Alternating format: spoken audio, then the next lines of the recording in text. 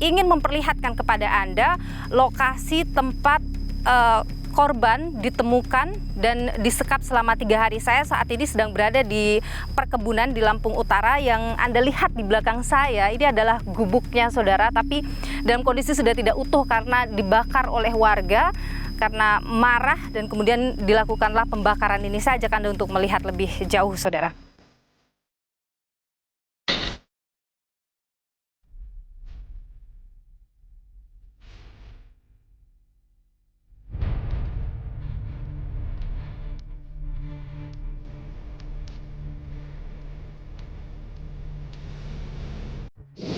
Di sini sudah ada Pak Kapolsek bersama dengan saya. Pak Kapolsek, Siap. terima kasih sudah bersama Nilu, Pak. Siap. Pak, jadi ini tadinya ini gubuk ya, Pak ya? Iya, tadinya ini gubuk, tapi tidak ditunggu.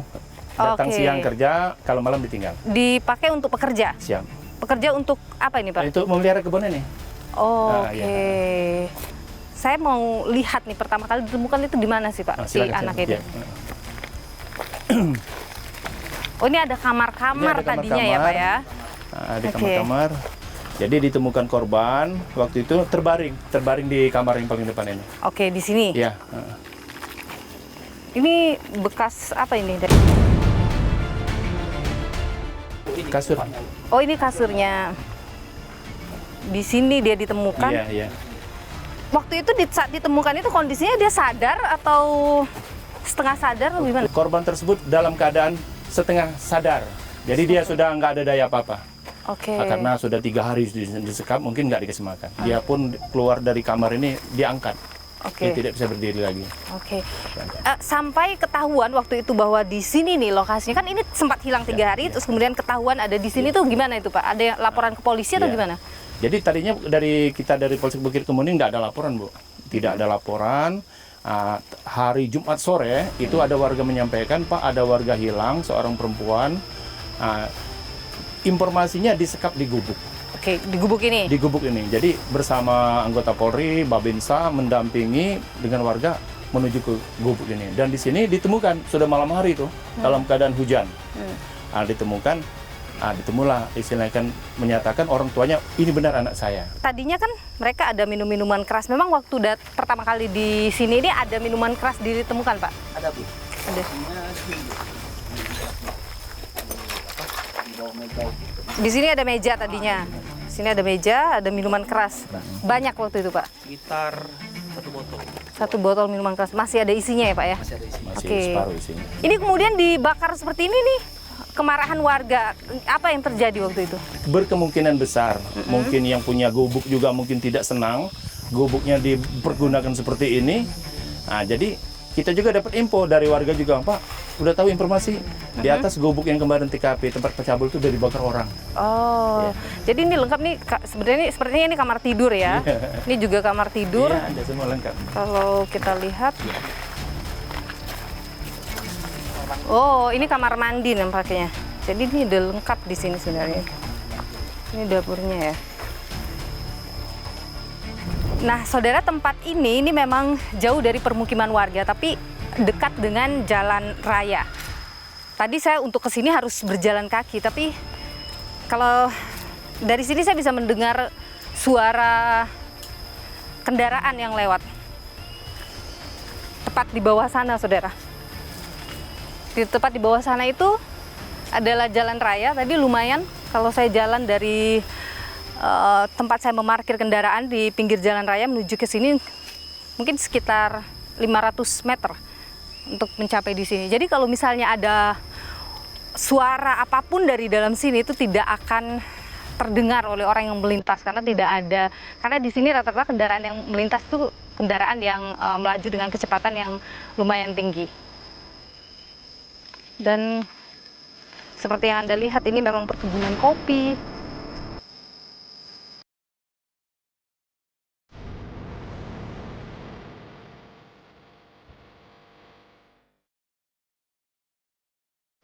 Pak Kapolsek, terima kasih. Saya juga rencananya akan ke rumah korban untuk melihat kondisinya. Saudara, saya sudah berada di rumah korban N dan saya sudah bersama dengan kedua orang tuanya, ada ibunda dan juga ayah di sini ya. Ibu, Pertama tentu saya mengucapkan duka atas apa yang terjadi pada putri tercinta Ibu, dan terima kasih di tengah situasi ini juga Ibu masih berkenan untuk kami wawancarai. Sekarang ini bagaimana Ibu kondisi di rumah, kondisi putri Ibu juga? Kalau saat ini udah agak membaikan, tapi masih kadang-kadang agak histeris gitu deh. Histeris. Menjerit-jerit sendiri gitu. Kadang marah-marah gitu sendiri. Pernah hampir mau bunuh diri juga? Iya, 2 kali mau bunuh diri kemarin itu. Minggu pertama dengan minggu kedua habis kejadian. Masih sekolah ya Bu ya? Ya, masih sekolah SMP kelas 3. Usianya 14 tahun. 14 tahun ya. Sekarang sudah ada pendampingan Bu ya untuk putri Ibu ya? Dari mana saja Bu yang sudah pendampingannya? Dari PPA, dari Bang Hotman Paris itu juga kan. Banyak itu kemarin datang semua mendampingi. Alhamdulillah aku terima kasih. Udah support semua anakku. Udah bantu dapetin itu tersangka dari pihak Polsek setempat.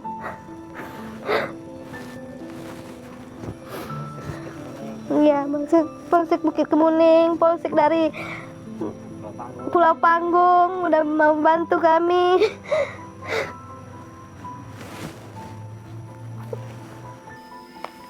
Putri Bu sudah mau sekolah sekarang? Tapi dia ngerjain soalnya di rumah. Kan lagi ujian sekarang. Kalau bergaul dengan temannya lagi bertemu? Enggak. Setelah habis kejadian dia di rumah aja, di kamar terus kan. Kalau keluar dibilang-bilang, orang banyak bilang, "Kenapa?" katanya bilang yang ini enggak ini. Ya kan kita keluar bawa anak berobat, bawa anak ke kantor polisi, bawa anak ke Polres waktu itu, makanya mundar-mandir. Bukannya anak saya main-main. Dibilang namanya kan masyarakat kan beda-beda. Apa katanya, bilangnya udah nggak ini lagi, nggak ini depresi segala macam. Iya, depresi nggak mungkin lah, ngamuk-ngamuk di jalanan, bukan kayak gitu anak saya. Depresinya itu, yang saya bilang depresi itu, anak saya murung di rumah, suka nangis, suka ngelamun, suka ngejerit kalau di rumah itu. Tapi Ibu tahu kegiatan putri Ibu waktu itu? Iya, dia biasa main futsal. Hari itu pamit dari Ibu atau Pamit sama ayahnya mau main pamit sama futsal. Bapak? Bilangnya apa Pak waktu itu? Jadi siang kemarin itu mau latihan futsal. Mau latihan futsal. Yang menjemput Bapak ketemu? Nggak tahu. Udah nggak ada rumah karena udah ngasih duit tadi dari mobil, besok mau muat gitu kan, menarik. Gitu. Jadi saat pergi memang tidak ada orang di rumah waktu itu? Ada adeknya sama neneknya di rumah. Jam berapa baru Ibu mulai mencari waktu itu? Dia belum pulang, jam 5 udah kami cari. Iya. Sampai tahu lokasinya ada di sana itu, di tempat ditemukan itu bagaimana itu Bu? Saya cari dari teman ke temannya, akhir dapat titik terangnya itu dari si itu. Saya katanya memang di WA, dikasih taunya sama itu WA-nya itu, HP-nya kasihnya sama saya baca sebenarnya. Oh iya, anak saya ini berarti disekap, bukan main-main kalau kayak gini, kata kan. Aku minta tolong nian sama kamu, tolong dilacak di mana benernya tempat dia, kataku. Kita ini ambil, kita gerbang, kataku tadi kan. Nah, pas itu langsung ini panggil Babinsa juga. Nah, langsung jalan ke atas. Suasana itu hujan deras kemarin itu. Nah, langsung telepon polisi. Kondisi putri Bapak waktu itu seperti apa Pak waktu Bapak? Lemas tak berdaya. Iya. Seperti mayat hidup kami ambil di situ. Duduk pun nggak bisa deh. Ibu kenal tidak dengan para pelaku? Ini kan sudah diketahui semua identitasnya. Ibu ada yang Ibu kenal? Enggak, kalau saya nggak kenal sama mereka itu. Mereka diancam 15 tahun penjara, Bu. Bagaimana Pak melihat ancaman hukuman itu?